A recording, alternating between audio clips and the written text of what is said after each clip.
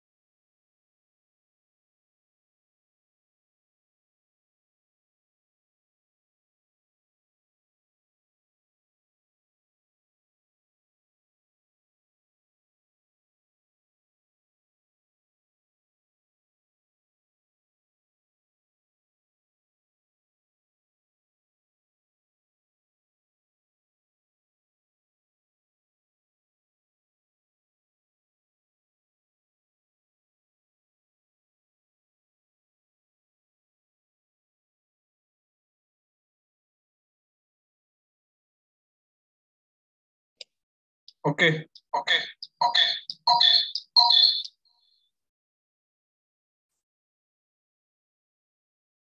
So good afternoon, all of you. I hope I am audible, right? So those who are shortlisted for TCS, those only are allowed to go for that mock interview. Others kindly join the lectures. Okay.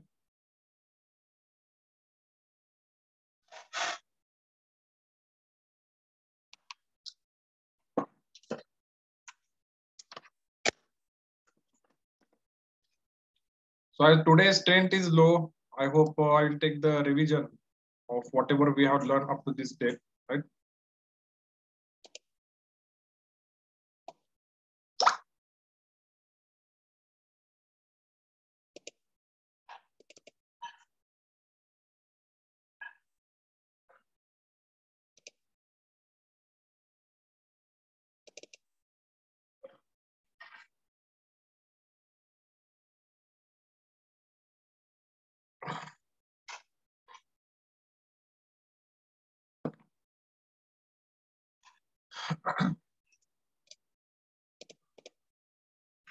Okay. So I will share the PPT.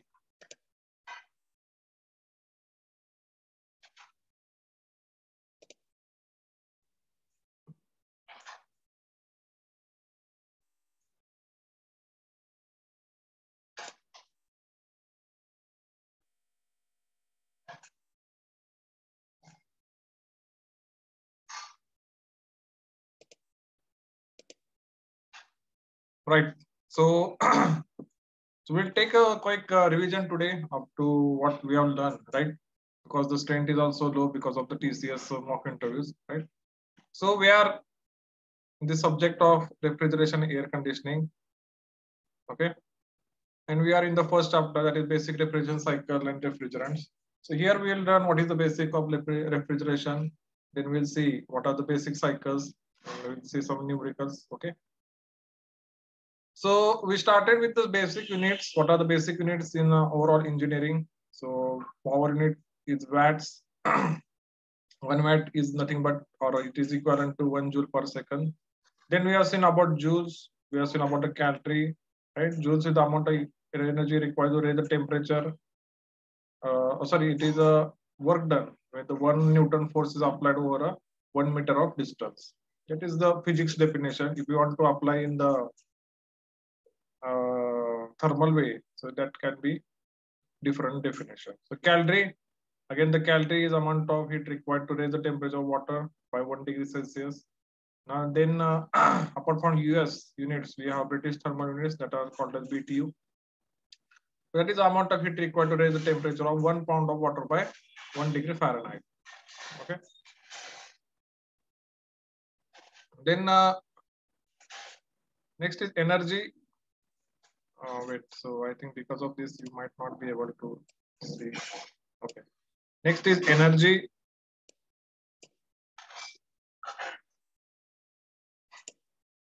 Okay. Energy unit is again kilowatt. So 1 kilowatt is equivalent to 3412.1 per BTU per hour. Then some unit conversions are there, right?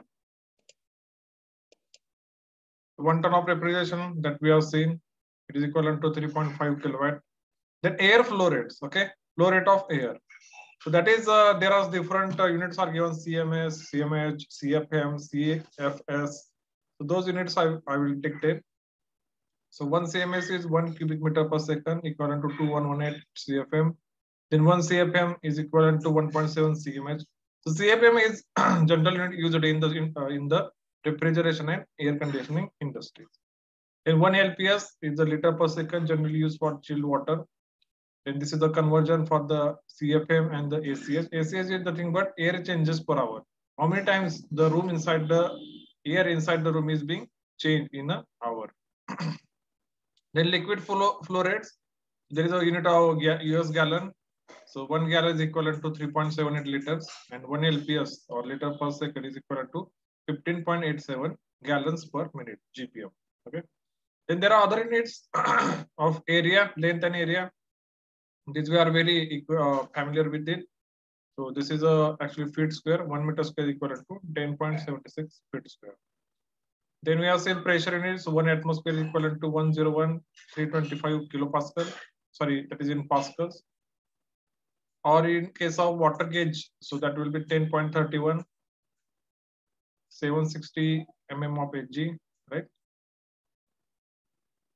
So is there any problem?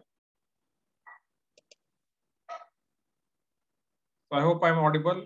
Please type in the chat box that I'm audible.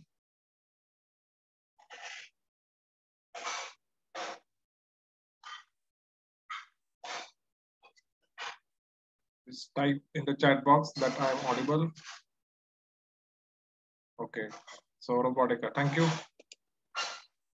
Right. So these are some basic units we are dealing here. Okay. Then this is the argon unit, 1 kg per centimeter square, which is equivalent to 10 meters of water gauge. So water gauge, generally when we use the this manometer. So in manometer, we generally have a mercury, but instead of mercury, if I use the water, so that will be called as water gauge. Okay.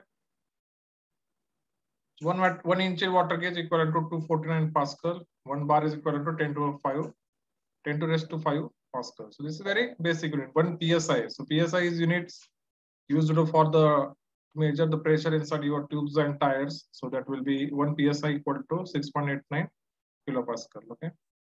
So these are some units. Units conversions were there. Then I asked you about this Slido thing that naturally fluid flows from. So you had options high head to low head or low head to high head. So naturally fluid flows from high head to low head. Then heat flows from high temperature to low temperature naturally. And these are the question. So what is the refrigeration, right? So it is the process of removing heat from a substance and rejecting that heat to the atmosphere, which is at higher temperature level. Okay. So naturally heat flows from higher temperature to low temperature, but in refrigeration, the direction is reverse. Heat will flow from low temperature to high temperature. So this is the very general diagram you have been studying from your second year of engineering. First diagram here, it is of the heat engine, right? So heat engine. So generally there are two things are already there, source and sink. So source is the one which is at higher temperature. Sink is the one which is at lower temperature. Now if I employ a heat engine in between these two, so heat engine will take some heat from source. It will do some amount of work. Then rest heat will be lost to the sink. Okay. Also I explained you about the chronology. So it all starts with the PMM-FK, perpetual motion machine of first kind, which continuously does work without any heat input, right? Then comes the law of conservation of energy or first law of thermodynamics, which says that PMM-FK is impossible. To do the work, it should have some input, right? So the PMM-SK comes into the picture. The PMM-SK, perpetual motion machine of second kind, is the machine which takes the heat and does the equal amount of work. That means it has 100% efficiency. It takes the heat, it does the work, equivalent amount of work. All the heat is converted into work. So that means it has 100% of efficiency. Then comes the second law of thermodynamics, which says that in which there is a statement, Kelvin-Planck statement, which says that no heat engine can have 100% efficiency. There should be some heat loss. And then ultimately or finally we get this diagram. Okay. Similarly, we have Clausius statement in second law by which we get the rest remaining two diagrams. So second diagram is refrigerator. It will take heat from cold body. It will supply to the hot body and it requires some external amount of work. Again, there is a heat pump. It will take heat from cold body. It will take external amount of work and it is supplied to the hot body. The difference between refrigerator and a heat pump is in its objective. The objective of refrigerator is to maintain cold body at lower temperature. The objective of heat pump is to maintain the hot body at higher temperature. Okay. Right. So I explained you this phenomena of refrigeration with the help of an example of water lifting. Right. So wait till I. So just 2 minutes. I will join.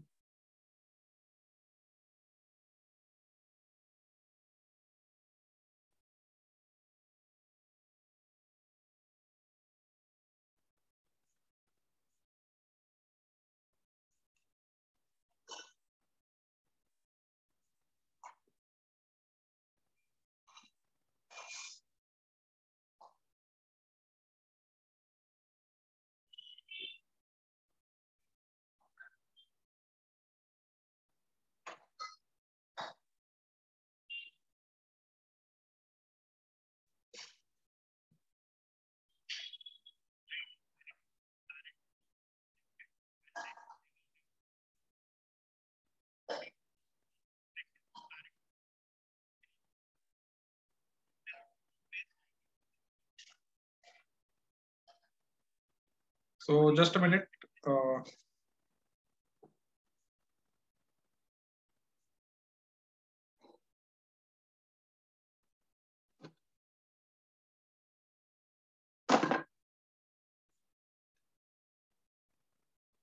Okay. So coming back to refrigeration. So there is an example I have given about water lifting. So this is a general diagram. Okay. So focus on only the right side of this diagram. So your objective is to lift the water from tank B, which is at lower height or lower head, We have to lift the water and it's supplied to the tank A, which is at higher head. Okay. Now, if I talk about processes, so first step here it will be filling up the bucket. Okay. So let us start the laser. So this bucket, filling of this bucket is the first step. Now this bucket will fill only when it is at a lower head than tank B. Imagine if this bucket is higher head, will that bucket will be filled? That the bucket that tank च्या लेवलच्या वर असेल तर ते पाणी त्यात कसं flow होईल? It will not flow because naturally water flows or liquid flows from higher head to lower head. So that bucket has to be at the lower head. Then that bucket gets filled, right? Now it has a water. But from not to transfer from lower head to the higher head, it requires a mechanical work. So generally we make use of pump. So pump will lift the water from lower head to higher head, right? Now in this case, in order to empty this bucket into the tank key, it has to be at a level or height higher than tank key. Now imagine another case, this bucket is at lower, somewhere here, the bucket is at height lower than tank key. What will happen? Water will not flow in tank key because water flows or liquid flows from higher head to lower head. So for that bucket has to be at the top position. Then only we can empty the bucket, and thus way our objective is fulfilled. Now similar analogy can be used for the refrigeration. So first here the vessel or this bucket will be replaced by heat carrying medium, that is a refrigerant. We call it as a refrigerant. So in order to take the heat from this cold body, it has to be at temperature lower than this body. So the temperature of refrigerant while extracting the heat should be lower than this cold body. Only then that heat will flow, because heat flows from high temperature to low temperature. Then it has extracted the heat from cold body, right? Now it has to be at higher temperature. How to increase the temperature? So we use a external works. In that case, we use a compressor. We compress that refrigerant. It goes to the high temperature and high pressure. Now in order to release this heat into the atmosphere, again the heat flows from high temperature to low temperature. The temperature of this body should be higher than this hot body. Then only the heat will transfer from this body to atmosphere. Okay, so this is the analogy with water lifting. Okay, now what is the unit of refrigeration? Okay, so you understood the phenomena of refrigeration, extracting the heat from cold body and transferring to the hot body. But how to measure it, right? So there is there are two terms are there. The performance, we call it as a COP, coefficient of performance. And then there is the unit of refrigeration. So COP gives you efficiency of the refrigerator, and the unit or the tons of refrigeration gives you how much amount of energy been extracted from the cold body. Okay. The unit of refrigeration is tons of refrigeration. So there are two things are there in defining tons of refrigeration. So this question I asked in the last external examination, what is tons of refrigeration? So there are two definitions. See, so in both the definition, there is a phase change take place. So you have 1 ton of or 1000 liters of water. You want to convert that into 1 ton of ice at 0 degrees Celsius in 24 hours. So that amount of heat required to be extracted from the water, that will be 1 ton of refrigeration. Second definition is you have 1 ton of ice, you want to convert it into the water. That means you have to melt it at 0 degrees Celsius in 24 hours. So amount of heat required to melt that will be tons of refrigeration. So two definitions are there. You can give any definition. Again, 1 ton of refrigeration is equivalent to 3.5 kilowatt or 12,000 BTU per hour. Okay, so any question up to this point? We are taking a revision today. So those who have missed the basic concepts, pay attention, because in next lecture, I will take the remaining examples from the last lecture. So no questions? Chat box. Okay.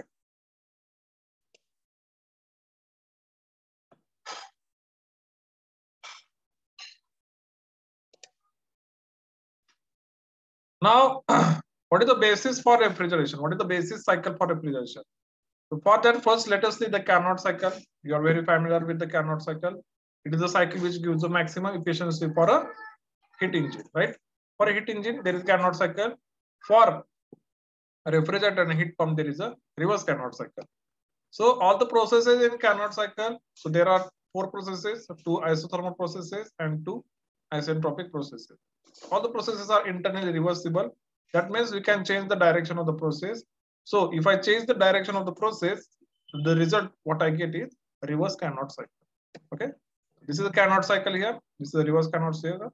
Both have 2 isothermal processes and 2 isentropic processes, right? Right. What is the Carnot heat engine? A hypothetical engine that operates on the Carnot cycle, right? Carnot efficiency, we know the formula is 1 minus TL by TH. And Carnot refrigerator heat pump, obviously, it is a refrigerator or heat pump which operates on the reverse Carnot cycle. Then there is COP, if I take, that will be 1 minus, that formula is there, TH by TL minus 1. Or COP of the heat pump is 1 divided by 1 minus TL by TH. Now we already know COP of the heat pump is equal to COP of the refrigerator plus 1. Okay. Then how to check if the system is working or it is possible or not? So you have to compare with the Carnot, reverse Carnot refrigerator or the Carnot refrigerator. So COP of the Carnot refrigerator will be the standard for you. Then if you have any random refrigerator, you calculate its COP. If its COP is less than the Carnot refrigerator, then okay, that is good. If it is equal to the Carnot refrigerator, that is the best condition, ideal condition. And now, but if the COP of any random refrigerator is greater than the Carnot refrigerator, that means that system has some problem. You have done some mistakes in your calculation. Okay. Now then we have solved some numericals after that. Okay. Right. So that was about the first 2 lectures. Now we'll see the next lecture here. That was about the basics of the refrigerator. So in last lecture, what we have taken?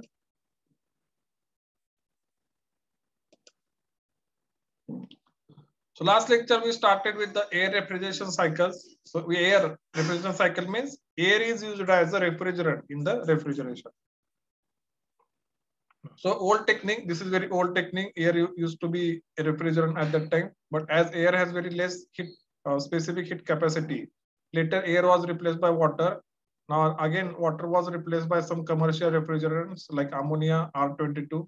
Okay, so it depends on in small capacity how much heat you can absorb. Okay, so in last revolution, if we see the modern revolution, efforts are being made to capsule the power or to do more things in smaller space and lesser time.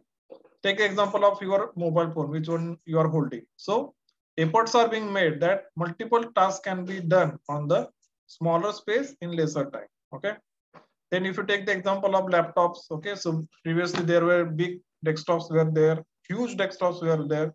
Now with the technology revolution, that size been reduced to the laptops which can fit into your bags also. So these efforts are continuously being made. Now there is money, right? Previously money used to be in the coins and coals, etc.